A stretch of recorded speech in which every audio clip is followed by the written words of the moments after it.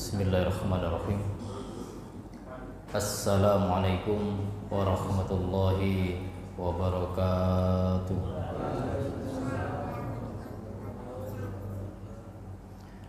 Alhamdulillah. Assalatu wassalamu ala Rasulillah. La haula wa la quwwata illa billah. Asyhadu an la ilaha illallah wahdahu la syarikalah wa asyhadu anna Muhammadan abduhu wa rasuluh. Allahumma salli wa sallim ala nabiyyina Muhammadin wa ala alihi wa sahbihi ajma'in, amma ba'du. Bapak Ibu jamaah salat subuh yang diberkahi Allah, kita bersyukur atas nikmat yang Allah anugerahkan kepada kita. Tengah kita rasakan kesehatan, wirah, kuat untuk melaksanakan kewajiban, yaitu ibadah sholat subuh. Sholat subuh ini kita lakukan dengan jamaah, sembari kita ngaji bareng, bahas kitab Lu'lu' wal Marjan, insyaallah 1 jam ke depan. Mudah-mudahan bentuk ketulusan dan keikhlasan kita senantiasa dicatat sebagai amal yang terbaik di hadapan Allah Subhanahu wa taala. Amin. Salawat dan salam semoga tetap terlimpah kepada junjungan kita Rasulullah Muhammad sallallahu alaihi wasallam. Baik jamaah yang diberkahi Allah, lanjutan dari nomor urut hadis yaitu 305. Kita masuk juga 306 dan 307 karena 3 hadis ini insyaallah ya gandeng untuk satu bab yang telah ditulis oleh muallif, yaitu babun nahyi ambina il masajid alal kubur. Bab yang menjelaskan tentang larangan membangun masjid di atas kuburan. Hadis 305, hadisu Aisyah anna umma Habibah wa umma Salamah dzakarata kanisatan ra'ataha bil Habasyah. Hadis yang bersumber dari sahabiyah Aisyah bahwasannya Ummu Habibah dan Ummu Salamah ini dua-duanya menceritakan tentang gereja yang ia lihat di negeri Habasyah. Fiha tasawir, ya, di gereja itu banyak patung-patung. Fadarakata wadakarata dzalikah lin Nabi sallallahu alaihi wasallam. Maka keduanya menceritakan tentang itu kepada Nabi sallallahu alaihi wasallam. Faqal, maka Nabi mengatakan, inna ulaika idza kana fihim ar-rajul as-salih famata. Sesungguhnya apabila mereka itu mendapati seorang laki-laki yang soleh meninggal dunia, banau ala qabrihi masjidan, mereka membangun di atas kuburannya itu masjid. Wasawwaru fihi tilka suwar, maka mereka membuat ya di dalam masjid itu gambar-gambar atau patung-patung. Faulaika syirarul khalq indallah yaumil qiyamah, maka mereka itulah seburuk-buruk makhluk di sisi Allah pada hari kiamat. Lanjut hadis 306. Hadis Aisyah ini Nabi sallallahu alaihi wasallam. Hadis Aisyah dari Nabi sallallahu alaihi wasallam, qala fi maradihi alladzi mata fihi. Nabi menyampaikan di waktu beliau itu sakit yang ya, mendekati wafat beliau. Beliau menyampaikan la'anallah al-yahud wa nasara. Semoga Allah melaknat orang-orang Yahudi dan Nasrani. Apa sebab? ittakhadhu qubur anbiya'ihim masajid. Mereka menjadikan ya kubur-kubur mereka, artinya kuburan para nabi mereka itu sebagai masjid. Satu lagi hadisnya pendek. Hadis Abi Hurairah anna Rasul sallallahu alaihi wasallam. Dari hadis ya Abu Hurairah bahwasanya Nabi sallallahu alaihi wasallam bersabda, qatalallahu al-yahud wan nasara. Qatalallahu al-yahud. Semoga Allah membinasakan orang-orang Yahudi. Ittakhadhu quburan anbiya'ihim masajid. Mereka menjadikan kubur para nabi mereka itu ya tempat sujud. Nah, baik, tiga hadis ini kita akan jelaskan, kita akan kaji tentang larangan membangun masjid di atas kuburan. Nah, hadis yang dibawa oleh muallif, pertama hadis yang bersumber dari Aisyah. Aisyah ini ya menceritakan bahwasannya sahabianya yang bernama Ummu Habibah dan Ummu Salamah ini yang jelas dua-duanya pernah hijrah ke negeri Habasyah. Habasyah itu Ethiopia yang sebelum hijrah ke Madinah. Ya, para sahabat yang dikomandani Nabi pertama kali hijrah itu kan ke negeri Habasyah. Mereka tidak berhasil untuk dakwah di sana karena kacauan orang-orang kafir Quraisy itu tembus ke pimpinan orang-orang Habasyah, sehingga tidak berkembang. Balik Nabi dan para sahabat kemudian ada perintah hijrah ke Madinah itu. Nah, dua sahabiah ini menyaksikan di negeri Habasyah ada kanisa. Nah, kanisa itu sebutan gereja. Ya, gerejanya yang mereka gunakan untuk tempat ibadah. Dan dua sahabiah ini menyaksikan langsung di dalam gereja itu banyak patung, banyak gambar-gambar. Lalu keduanya ini menceritakan kepada Nabi. Ya, sebetulnya Nabi itu memahami bahwasanya kebiasaan mereka itu kalau ada orang-orang baik, orang-orang yang soleh, ini mereka ya orang-orang baik tadi meninggal, di mana kuburan mereka itu ya, di atasnya dibangun masjid. Nah, kita perhatikan Rasul mengatakan mereka, ternyata di hadis yang lain dijelaskan yaitu orang-orang Yahudi dan Nasrani. Nah, orang Yahudi itu ketika disebut nabi mereka, maka sandarannya orang Yahudi itu kan Nabi Sinten, Nabi Musa.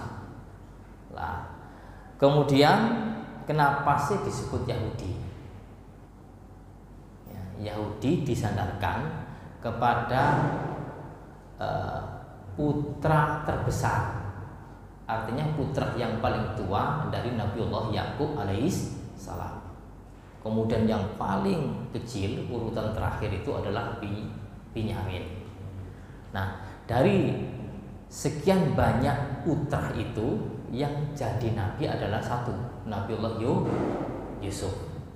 Nah, Yahuda, disinilah penyandaran orang Yahudi mendapatkan petunjuk itu disandarkan kepada putra Nabi Yakub yang paling tua, Yahuda. Kemudian ya, dalam lingkungan mereka itu orang-orang baik itu juga banyak. Demikian juga orang-orang Nasrani, di mana orang-orang Nasrani itu mengikuti Nabiullah Isa. Dan orang Nasrani dinamakan Nasrani ini sih ya banyak, ada beberapa kill. Yang pertama itu disebut dengan Ansar dalam surat surat Sof ayat yang ke-14. Ya ayyuhalladzina amanu kunu ansarallah kama qala Isa bin Maryam lil khawarijin, ya, lil khawarijin man ansari ilallah. Hai orang-orang yang beriman, jadilah kalian penolong-penolong agama Allah, sebagaimana Isa putra Maryam mengatakan kepada al-khawarij, siapakah di antara kalian yang menolongku, ya, man ansari, yang menjadi penolong-penolongku untuk membina agama Allah. Nah, qalal khawarijuna nahnu ansarullah. Mereka khawarijun itu mengatakan kami adalah penolong-penolong agama Allah. Nah, dari sini ansar, ya, sinkron dengan sebutan Nasrani. Ya, baik.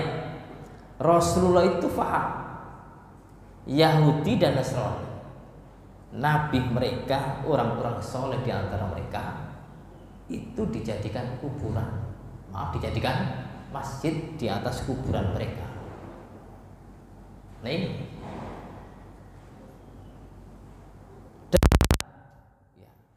di dalam tempat ibadah yang mereka gunakan untuk sholat itu, ternyata patung-patung itu banyak, ya, berwujud patung, ya, 3 dimensi, patung yang, ya, bersandar tempel-tempel di dinding itu banyak. Sampai Ummu Habibah dan Ummu Salamah ini betul-betul menyaksikan, betul-betul tahu bahwa mereka itu melakukan sebuah kesyirikan, ya, sebuah kesyirikan. Kenapa? Rasulullah itu ujung-ujung dari hadis ini mengatakan faulaika syirarul khalq. Mereka itulah orang-orang yang terburuk, ya, terburuk dari kalangan makhluk nanti di hari kiamat di sisi Allah Subhanahu wa taala. Dan ini sangat berbahaya ketika dicontoh oleh generasi berikutnya yang mungkin saudara-saudara kita. Mereka pergi ke makam. Nah, tidak apa-apa pergi ke makam untuk mendoakan. Tidak apa-apa pergi ke makam untuk mengingat bahwa sendiri kita itu adalah nanti akan seperti itu. Tidak apa-apa. Tapi yang dilarang di sini adalah meminta pertolongan. Seroto-roto. Sebab rencang kula niku nanti ditawari, Mas melu aku teng pundi teng makam. Napa tujuane? Jaluk rezeki. Niki sing keliru kan ya. Jaluk rezeki sampean kan burung rapi. Ayo jaluk jodoh nang kono. Iki sing mulai blakrak niku kan mboten niku ya. Mulai salah niat. Nah, dadi engko nek wis kathuk, wis ketemu kuburane, njaluki sing gagah. Sing dijaluk ndek rezeki utawa jodoh. Sing dijaluk wong-wong sing oke, awal sehat, rezeki lancar, sing durung oleh jodoh nang oleh jodoh. Sing wis nikah kok luwami dereng dipun paringi yuka, jaluk keturunan nang kono. Lha niki sing belai. Dan ini merupakan seburuk-buruk makhluk nanti di hari kiamat di sisi Allah Subhanahu wa taala. Nek ditakoni apa? Tolek barokah. Ya. Jaluk suwu nang sebab mulai mlebet kuburan, ya, akom niku wonten tiyang ingkang nyuwu. Ya, diwadahi bul banyune mbok marung suruh minum, ditungani. Wes tungani nopo untuk semprapul. Diken minum. Banyune ecok nyane, banyune bersih teng mriku. Nah cuma niki engko mari ngombe amplope metu. Ini yang nggak boleh, ya, yang nggak boleh, yang salah niat. Ya, ternyata di situ adalah minta rezeki. Mbah kula rawuh teng mriki Mbah tujuan kula malih. Kula niki pentambelan teng pundi mboten ketampi. Ya, atau kula niki telas, kula niki golongan wong miskin. Kula nyuwun rezeki dumateng jenengan, Pak. Nah, cari baik. Olah apa nyeluk rene. Keliru sampean iki nek njaluk nang aku, umpama njaluk langsung nang Gusti Allah. Ngoten. Sing kono ya kluluk-kluluk, Mbah. Kula tasih dereng asal jodoh, Mbah. Pinten tahun? 20 tahun. Lho kok konek. Wis keliru kabeh. Nek anjene tujuane ngoten. Cuma rencan nanti cerita. Sir, nek kapan njaluk nang kuburan iku njaluk barokah. Pripun dijelasno? Umpama gelas niki. Iki kan para kiai niku kan luwih kaapiane sehingga muban niki itulah yang kita minta.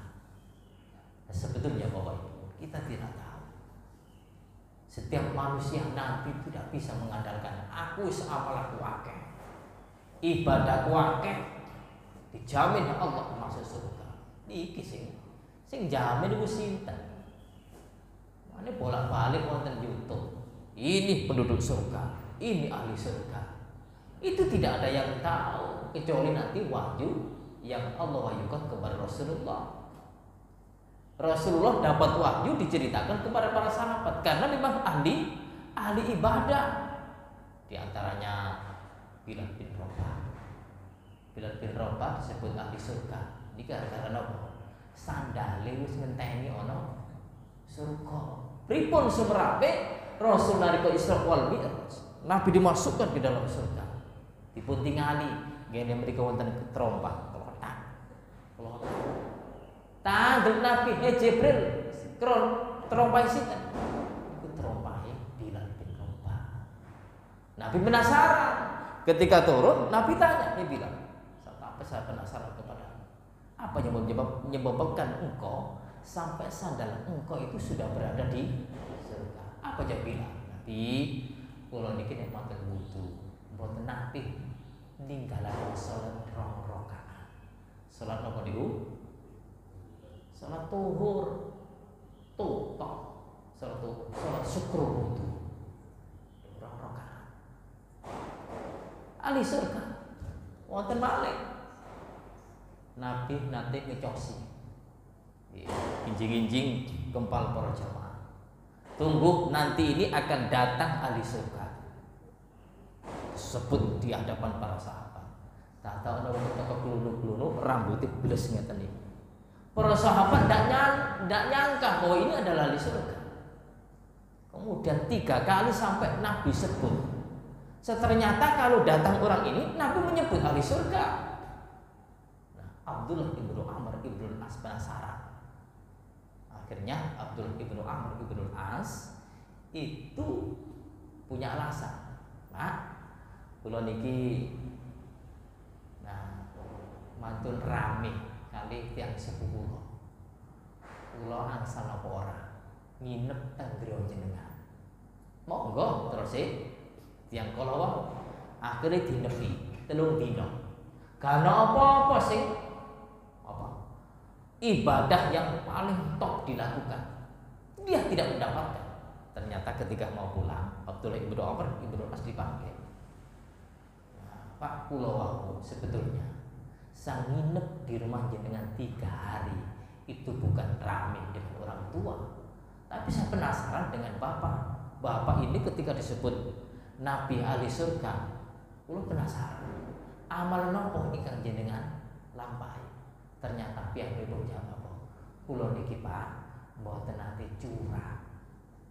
Napa curang niku?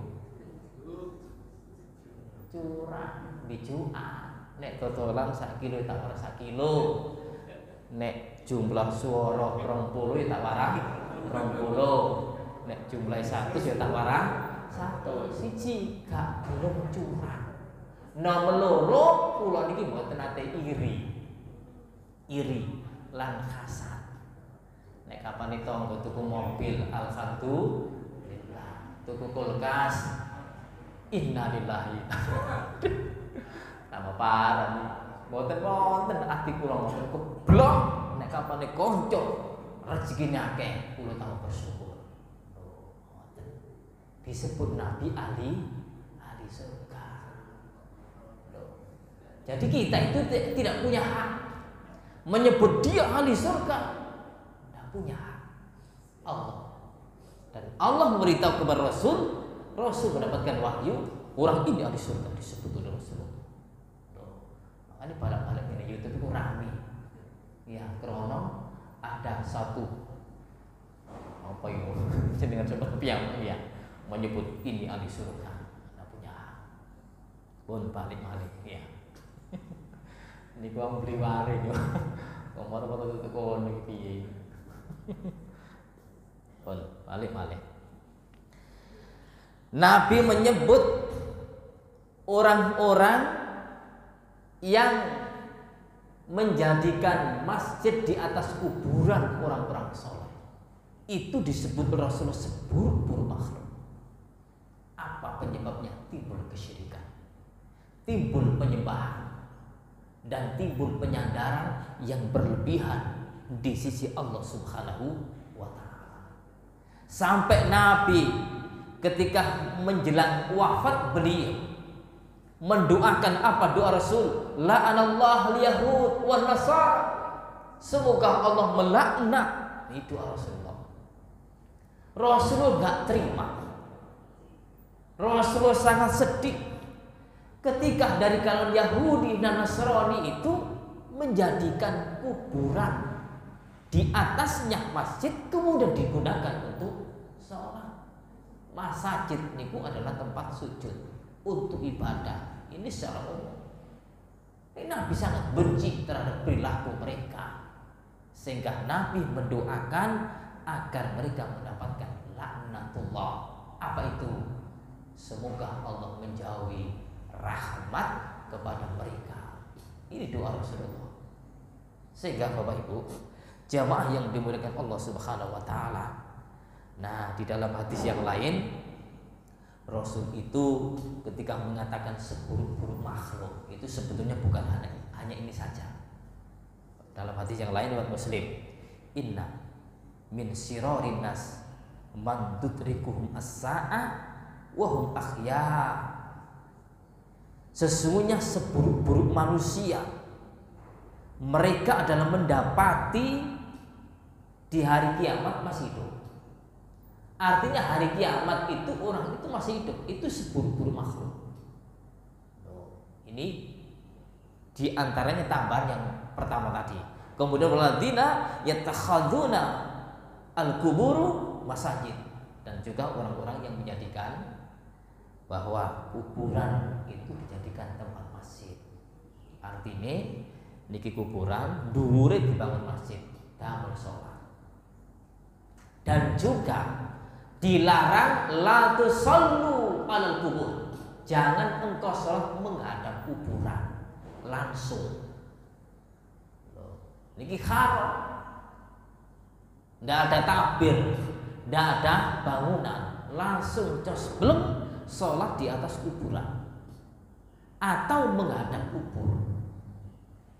Ini haram hukumnya, dan sholatnya batal dan harus diulangi. Sholatnya batal dan harus diulangi.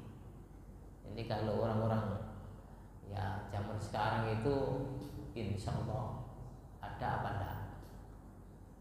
Masih ada ya, walaupun kuburannya ada dindingnya, tapi dindingnya dinding kuburan. Ini enggak apa ya, tetap dilarang.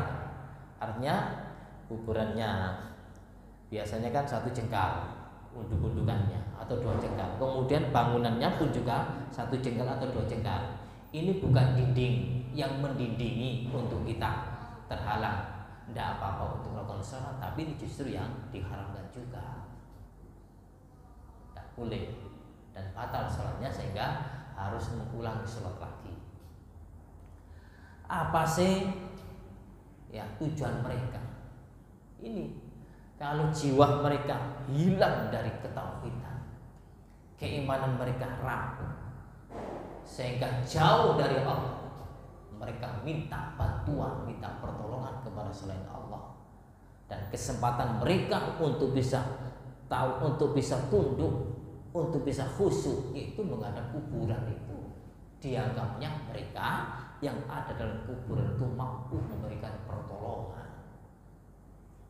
Nah ini, dan sekarang itu banyak menghidupkan kuburan, dibangun, akhirnya ditulis mbah. Loh niki sing babat desa iki, akhirnya dipun sembah-sembah, dipun lebih-lebihkan kuburan mereka ini. Ini yang haram. Apakah ini terjadi di masa dulu, di masa sekarang? Iya. Karena masa dulu itu juga banyak seperti ini. Dan bahkan di dalam satu riwayat, ya, dalam satu riwayat ketika apa itu? Ya, hadisnya gini. Walamma matal Hasan bin Husain. Maaf, walamma matal Hasan bin Hasan ibni Ali.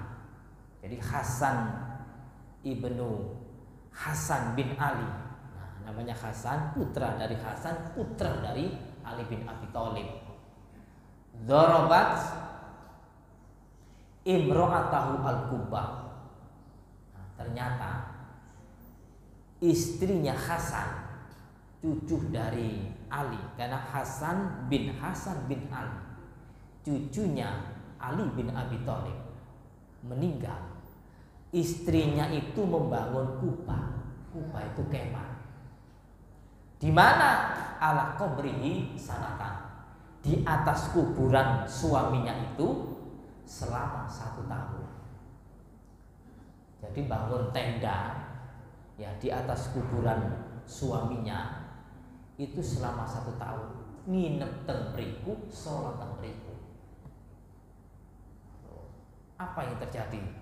Summa rufi'at, lalu kemah itu intinya dibongkar. Oleh siapa? Oleh masyarakat. Fasami usoihan, maka tiba-tiba ada suara yang soihan itu bengok, suara yang tinggi nadanya. Yaqulu, suara yang tinggi itu mengatakan, ala hal wajatu ma faqadu, tidakkah tahu atau adakah sesuatu yang mereka dapati dari sesuatu yang hilang itu? Artinya yang menginap di tenda, yang tidur di tenda, yang sholat di tenda, ada sesuatu yang mereka dapati ketika hilang dari seorang yang meninggal tadi. Fasami'u fa'ajabu al-akhar, maka ada orang yang menjawab, tidak ada. Bal ya isu faqalahu, tetapi justru mereka mendapati sebuah kesedihan. Kesedihan artinya bahwa ketika orang itu meninggal dunia, nginep di kuburannya, gak dapat apa-apa, kosong. Nah terus suara siapa yang mengatakan apakah ada suatu ketika orang itu menginap di tempat sesuatu yang hilang?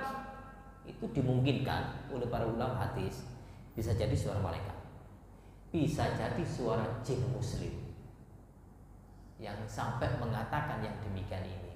Sehingga intinya orang yang hadir di kuburan itu tidak dapat apa-apa. Umpama dapat toh, kira-kira nginep nang kuburan oleh apa? Nek melekan ya oleh ngantuk. Utawa malih sing diarep-arepne napa? Nah, oleh nomor. Mane recak kula niku ketiga. Rada sledeng-sledeng. Ceritane telu iku nginep nang kuburan. Nek jamane nomor-nomoran niku ya. Togel lagi. Nginep nang kuburan jalur nomor karepe. Bareng njero kuburan sekitar jam 12. Wangin kawepes.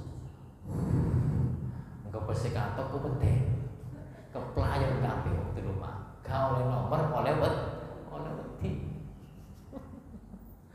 kalau apa? Wonten sing melekan. Ya. Sing dioleh wis macam-macam kali kesirikan sing diarep-arep iku jimat. Kadang-kadang arep-arep aki engko beono aki kubur. Iki sopo? Semacam-macam orang-orang ke kuburan itu melekan, jalur nomor, jalur rezeki. Ya, semacam-macam. Ini banyak. Kalau saya bercerita kesyirikan di salah satu tempat itu banyak sekali. Dan kuburan sekarang banyak yang dihidup-hidupkan. Nek dihidup-hidupkan jine tambah senang. Setane sing ono jero kuburan, ono lingkungan kuburan tambah senang. Iki ngomong sing bodoh-bodoh itu. Nah, ini. Nah, Rasulullah sangat benci. Dan orang yang nginep di kuburan gak oleh apa-apa. Ya, malah di daerah kami dulu kan pernah terkenal ya Banggo itu. Banggo jenenge sing berapa? Kula nate maca Quran nih. Ya, Banggo itu. Karepe nyilih duit nanggo. Ya. Mau terkenal dulu, tapi sih nggak ada ujungnya, nggak bisa. Kita itu alam dunia dengan alam gaib berbeda. Dan seandainya itu yang dicari-cari itu kan uang, itu tidak akan mereka dapati. Uangnya di alam mereka berbeda dengan uang yang ada di alam kita. Kalau toh itu dapat uang, itu uang yang menungso itu cukup apa golongan jimat. Tidak bisa itu. Makanya ada orang yang pernah ya disuruh genggam ini dulu daun syaratnya ini genggam terus dan jangan dibuka sebelum aku perintahkan. Digenggam terus, sudah buka jadi uang 50.000. Ini terang-terangan nih aku jin juga nanti duit sopo ini. Dia nanti jin itu akan mengambil uang orang lain kemudian dimasukkan situ. Kemudian dia menyatakan, orang yang mengatakan buka dan saya akan bisa berubah jadi uang itu jin yang mengambil uang dimasukkan ke situ. Nah bisa. Makanya ada orang-orang yang bisa menggandakan uang, akhir-akhirnya pun juga ketangkap. Probolinggo sinten? Dimas Kanjeng. Akhirnya ketangkep. Ngono sing katut itu kalau profesor. Wong sing pinter-pinter tadi goblok. Ini ndak bisa. Ya makanya sing Blitar niku ketangkep napa ora? Sinten? Gus Samsudin ketangkep dipun petoten Polda. Nah, ini kan banyak komentar.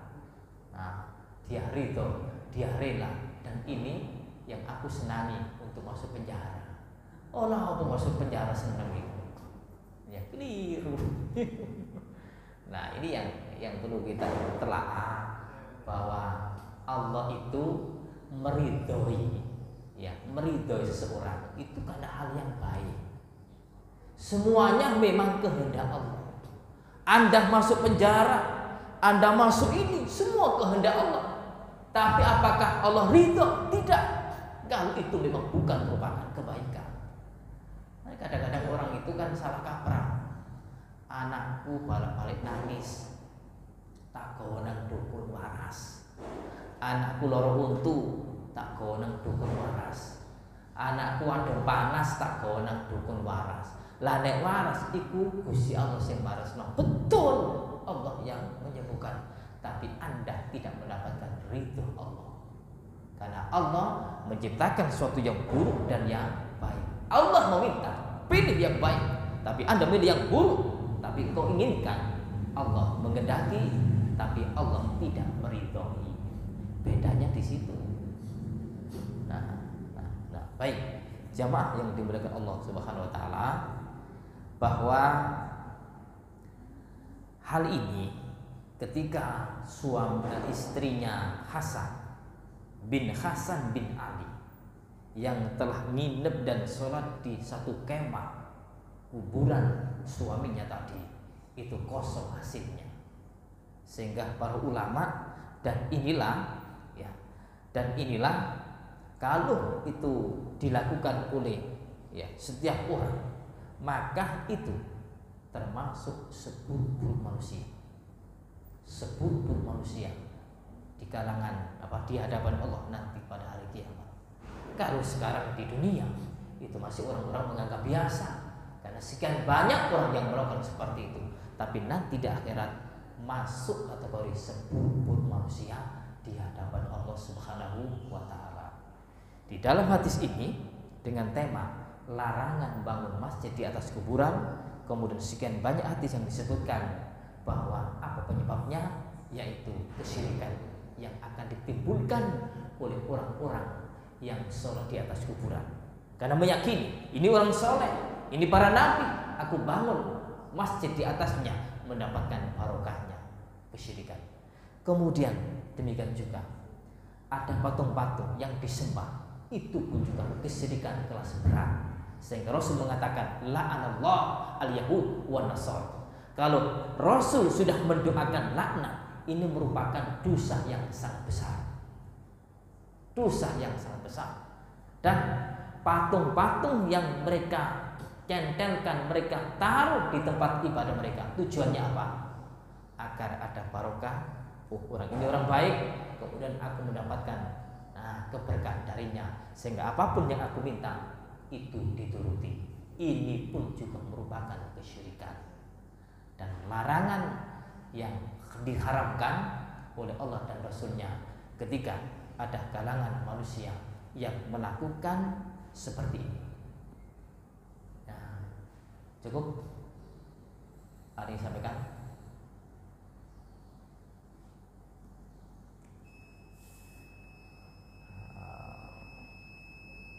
Kiranya itu ya dari 3 hadis ini yang bisa kami paparkan, mudah-mudahan bermanfaat untuk kita semuanya, dan mudah-mudahan Bapak Ibu dalam menjalankan ibadah Ramadan ini betul-betul semangat ya, karena pengampunan Allah tidak terbatas, siang malam 24 jam.